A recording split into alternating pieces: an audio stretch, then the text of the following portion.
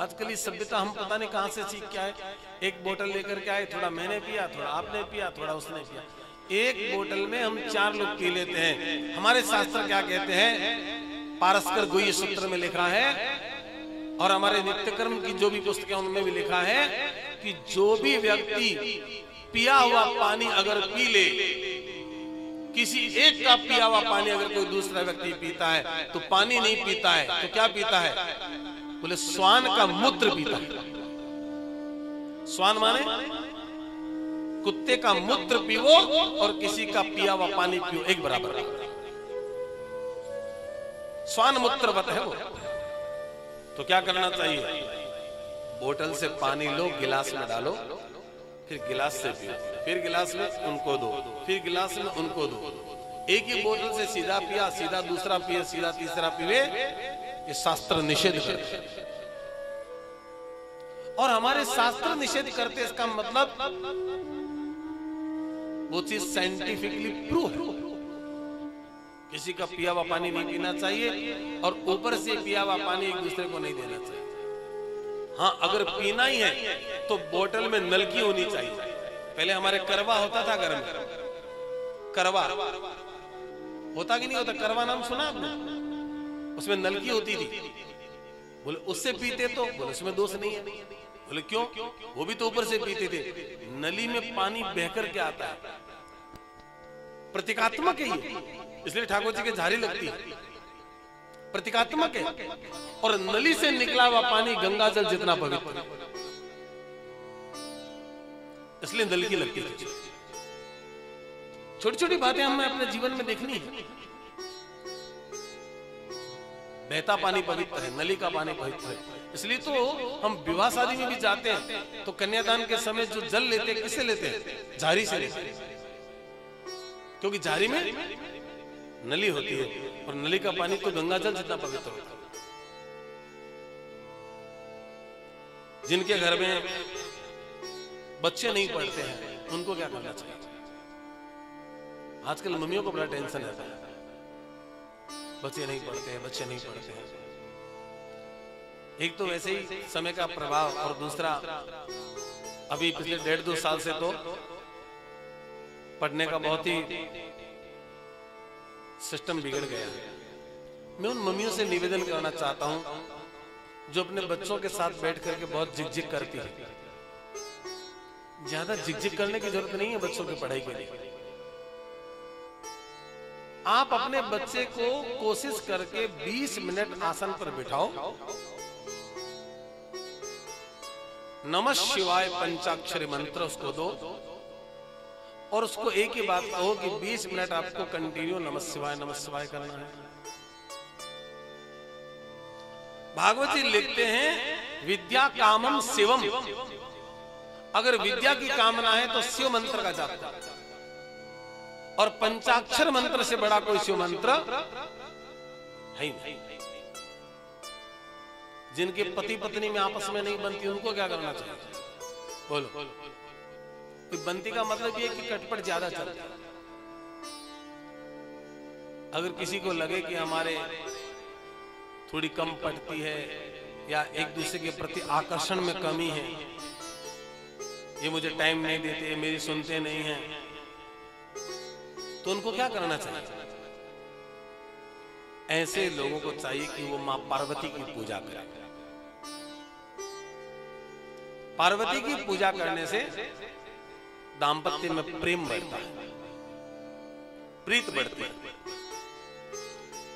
जिनको धन की कामना है वो विष्णु सहस्त्र नाम का पाठ करो। यस्य स्मरण मात्रेण जन्म संसार बंधनात् विमुच्यते नमस्तस्मै विष्णवे प्रभ विष्णु। और विष्णु सहस्त्र नाम के बारे में तो मैं आपको क्या बोलूं, सर्वोत्कृष्टो न वर्तते। अगर आप वैष्णव हैं तो कृपा करके मेरी बात को आप ध्यान से सुने। जीवन में कोई न कोई सहस्त्र नाम का पाठ जरूर करें। आदि शंकराचार्य ने सरपट मंजरी नाम करके स्तोत्र में लिखा है, गेयम गीता नाम सहस्त्रम देयम श्रीपद रूप मदस्रम नेयम सज्जन संगे चित्तम देयम दीन जनाय च वित्तम। भज गोविंदम गोविंदम भज मूढ़मते। गेयम गीता। गाने योगी संसार में दो ही चीज है, या तो गीता जी और या तो विष्णु सहस्त्र। इन दो का पाठ रोज होना चाहिए। गीता पूरी नहीं कर सको तो एक अध्याय करो, एक अध्याय रोज नहीं कर सको तो एक श्लोक करो, और एक श्लोक का भी समय ना मिले तो बोलो आधा श्लोक कर लो, और आधे श्लोक का टाइम नहीं मिले तो चौथा ही श्लोक कर लो। श्लोका अर्ध श्लोक पादिश्च। एक श्लोक करो, आधा श्लोक करो, चौथा ही श्लोक करो, पर गीता बोलो जरूर। और कोई न कोई सहस्त्र नाम होना चाहिए। या तो विष्णु सहस्त्र नाम करो, या तो गोपाल सहस्त्र नाम करो, या तो पुरुषोत्तम सहस्त्र नाम करो। प्रतिदिन हमारे दैनिक जीवन में एक सहस्त्र नाम होना चाहिए। और जो नियमित रूप से सहस्त्र नाम का पाठ करे, कितना भी दरिद्री क्यों न हो, कितना भी गरीब क्यों न हो, कितना भी अभागा क्यों नहीं हो, अगर 12 वर्ष लगातार विष्णु सहस्त्र नाम का पाठ करे तो विधाता अपने लेख को भी बदल देते हैं। पर उस भाव से करे। ऐसा नहीं पैंट पहने तो भी कर लिया, खड़े खड़े कर लिया, चलते फिरते कर लिया, मोबाइल में लगा दिया और कर लिया। ऐसा नहीं। विधि पूर्वक बैठे, आसन पर बैठे, अंगन्यास करें, करन्यास करें, ध्यान करें, और उसके बाद भाव से, प्रेम से। बहुत से लोग पूछते हैं यहां से करें कि वहां से करें, विश्वम विष्णु वचटकारों से करें कि ऐसे स्मरणमात्रा से करें। अरे जब इन्होंने बनाया यहां से यशस्मन मात्रेण, तो वहीं से कर लो, क्या फर्क पड़ता है? क्या हो जाएगा, इतना और कर लो। पर आदत, फलश्रुति भी होनी चाहिए। फलश्रुति बनाने वालों ने बनाई है, और जिसकी जो मूल कृति होती है उसमें कभी संशोधन नहीं करना चाहिए। अरे कोई कोई लोग तो हनुमान चालीसा में भी अपनी पंचायती लगाते हैं। वहां लिखा है गोस्वामी जी ने, तुम उपकार सुग्रीवहि कीना, राम मिलाय राजपद दीना, तुमरे मंत्र विभीषण माना, लंकेश्वर भय सब जग जाना। जब उन्होंने लिखा है तुम उपकार, तो बोले तुम कैसे कहते हैं? आप उपकार सुग्रीवहि कीना, बड़ी पंचायती करते हैं। इसका मतलब आप गोस्वामी जी की लेखनी में बोलो दोष निकाल रहे। मूल रचनाकार ने जो लिखा अपने भाव से, उसमें संशोधन नहीं हो सकता। तुम रक्षक काहू से डरना, ये जानबूझ के क्या बोलते हैं? आप रक्षक काहू से डरना। ये जताना चाहते हैं कि गोस्वामी जी को उतना भी ज्ञान नहीं था कि भगवान को तुम कहना चाहिए कि आप। अरे महाराज, जब प्रेम की पराकाष्ठा हो जाती है, जब प्रेम में अनन्यता आ जाती है, तो आप और मैं का भाव भी समाप्त हो जाता है। और दूसरी बात, जिससे जितना निकट आओगे धीरे धीरे आप हटता जाएगा। हम किसी व्यक्ति से पहली बार मिलते हैं, हम कहते हैं आप ऐसा करें और आप, फिर बहुत मित्रता हो जाएगी तो क्या कहेगा, अब ये तेरा आप कहना बंद कर, बहुत देर होगी तो आप कहते कहते, अब आप कहना अच्छा नहीं लगता। तो वही बात जो गोस्वामी जी ने लिखा, हमें उसमें संशोधन नहीं करना है। किसी की भी मूल प्रति में जो लिखा है हमें उसका सम्मान करना चाहिए। जिनके घर में पितरों की बाधा है, उनके घर में संतान नहीं होती, उनके घर में वंश नहीं बढ़ता, धीरे धीरे उनका वंश क्षय होता है। वंश क्षय हो रहा है, इसका मतलब घर में पितरों की बाधा है। हमारे पूर्वज पितर बहुत तकलीफ में। और एक बात मैं आपको बड़े विनम्र भाव से कह रहा हूं, तकलीफ के समय हमारा पड़ोसी पहले काम आता है, न कि दूर रहने वाले हमारे रिश्तेदार। तो इस भूमि के पृथ्वी लोक के निकट में पितर लोक है, देवलोक बाद में। तो कल के हमारे तकलीफ आएगी तो पहले पितर आएंगे कि देवता आएंगे? तो पितरों की साधना करो, उपासना करो, उनका सम्मान करो, उनका श्राद्ध करो, श्रद्धा से करो। देवानाम पितरो देवा, देवताओं से भी पितर महान। पितरों का बहुत सत्कार होना चाहिए। कुछ लोगों को तो मैंने देखा घर में पितरों की फोटो लगाते हैं और मुंह में पेड़ा दबा देते हैं। पेड़ा प्रसाद पितरों के मुंह में, बेचारे बोलना चाहे तो भी बोल ना पाए। तस्वीर में अगर पेड़ा चिपकाने से कोई भोजन लगता है? ये कहां की श्रद्धा? नैवेद्यम निवेदयामि, भोजन निवेदित किया जाता है, मुंह में चिपकाया नहीं जाता। ये भक्ति नहीं है, ये अज्ञान है। श्राद्ध करो श्रद्धा से करो, श्राद्ध करो मन से करो, प्रसन्नता होनी चाहिए। आज मेरे पिताजी का श्राद्ध है, आज मैं तर्पण करूंगा। आज मेरे पिताजी का श्राद्ध है, आज मैं ब्राह्मणों को भोजन करवाऊंगा। आज मेरे पिताजी का श्राद्ध है, मैं अपनी बहन बेटी सुहासनों को भोजन करवाऊंगा, क्योंकि आज मेरे पिताजी का श्राद्ध। घर में लोग आए, भोजन करें, मध्याह्न का समय हो, ब्राह्मण आए, कितना आनंद है। पितर प्रसन्न हो जाते हैं, और पितर अगर प्रसन्न हो जाएंगे तो वंश वृद्धि को कोई रोक नहीं सकता। वंश से नहीं होगा। अभी मैं कुछ समय पहले, जगह नहीं बताऊंगा क्योंकि आप पकड़ लेते हैं, आप होशियार लोग हैं। कहीं मैं कथा करने को गया तो चर्चा चली श्राद्ध पक्ष की। उन्होंने कहा महाराज आजकल हम लोगों के यहाँ तो खाना खाने पंडित जी आते नहीं है, तो फिर बनाने का काम, फिर बाजार से लाने का काम। तो मंदिर जाते हैं तो वहां कोई पंडित जी आते हैं तो उनको कहते हैं मंदिर से पत्तल ले ले, और वहां मंदिर में उसकी दक्षिणा देते हैं। समझ में नहीं आया सिस्टम क्या है। हमारे घर में पितरों के लिए हम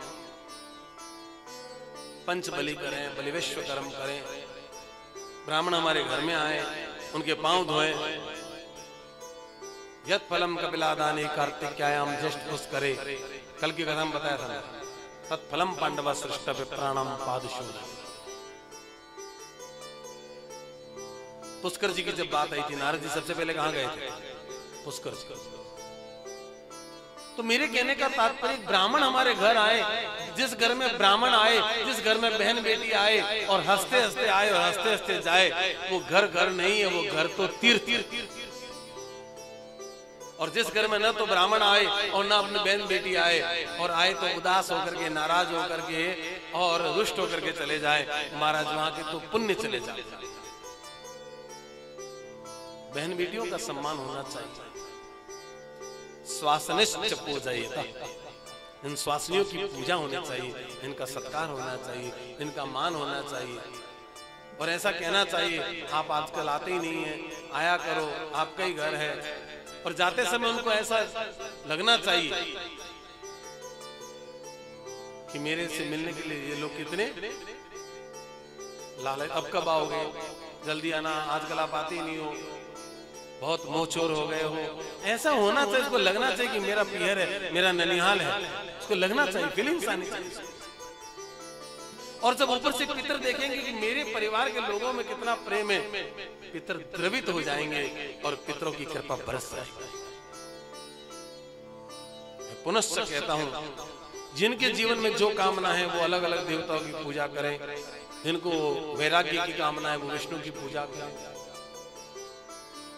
तो महाराज परीक्षित ने पूछा, इतने कामना के लिए अलग अलग देवता है, और जिसकी सब कामना हो तो वो सुबह से शाम तक पूजा पाठ ही करता रहेगा, है ना? तो महाराज कोई ऐसा मंत्र या ऐसा देवता नहीं है जिसकी एक की पूजा करने से सब कामनाओं की बोलो बोले है। तो महाराज वो बताओ ना, आप तो अलग अलग बता रहे हैं। बोले वो इसलिए नहीं बताया कि पहले तो मैं अलग अलग बताया और अब एक बताऊंगा तो तेरा मन एक पर स्थिर हो जाएगा। कहा बताओ वो एक कौन है?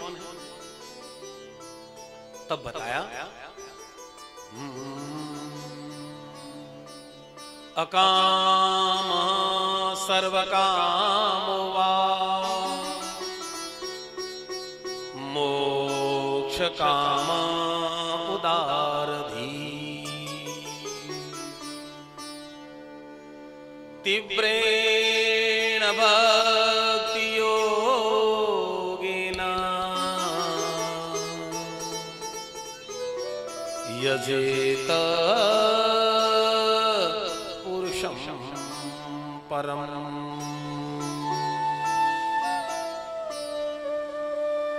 राजन अब सुनो, जिसकी कोई कामना नहीं है और जिसकी बहुत कामना है, उन सबको उस परमेश्वर भगवान नारायण का ही ध्यान करना चाहिए।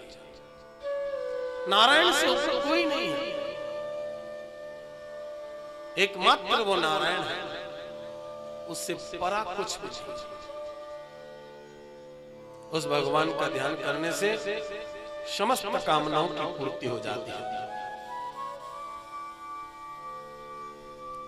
सुखदेव जी ने कहा राजन, जिन लोगों ने भगवान उनका जीवन जीवन थोड़ा ही है।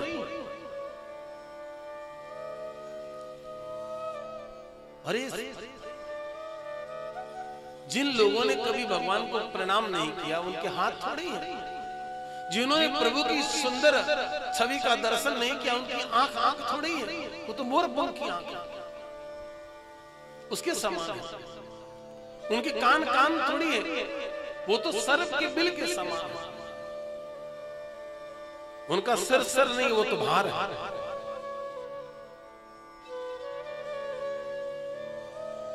जिन हरि कथा सुनहि नहीं काना और कर्ण रंध्र अहि बिल्व समा। सुखदेव मुनि इस प्रकार राजा परीक्षित को भगवत कथा सुनाते सुनाते फिर मंगलाचरण करते हैं। मंगलाचरण का नियम में कथा के शुरू में होना चाहिए, पर सुखदेव जी महाराज ने चौथे अध्याय में किया। क्या ये विधि के विरुद्ध है कि नहीं? मंगलाचरण कब होना चाहिए? मैंने कथा में बताया कि नहीं बताया? पहले तो बताओ, मैंने बताया कि नहीं बताया कि मंगलाचरण कब होना चाहिए? आज सुबह बताया मंगलाचरण होना चाहिए प्रारंभ में। तो यहाँ सुखदेव जी ने चौथे इमरजेंसी, और अब देखा कि वो स्टेबल हो रहे हैं, तो कब रुको, अब पहले मैं मंगलाचरण करूंगा। नमः परस्मै पुरुषाय भूयसे यदुद्भवस्थान निरोध लीलया शक्ति त्रिदाय देहिना मंत्रभवायानुपलक्ष्य वर्त्मनि नमो नमस्ते वृषभाय सात्वतम्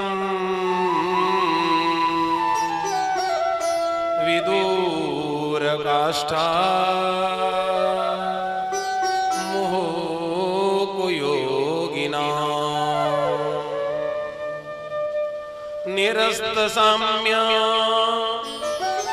निरस्तसाम्यातिशयेन राधशा स्वधामनि ब्रह्मणिरंश्यते नमः यत् कीर्तनं यत् स्मरणं यदीक्षणं यद्वन्दनं यत् श्रवणं यदर्हणं लोकस्य सद्यो विधुनोति कल्मषम् तस्मै श्रवसे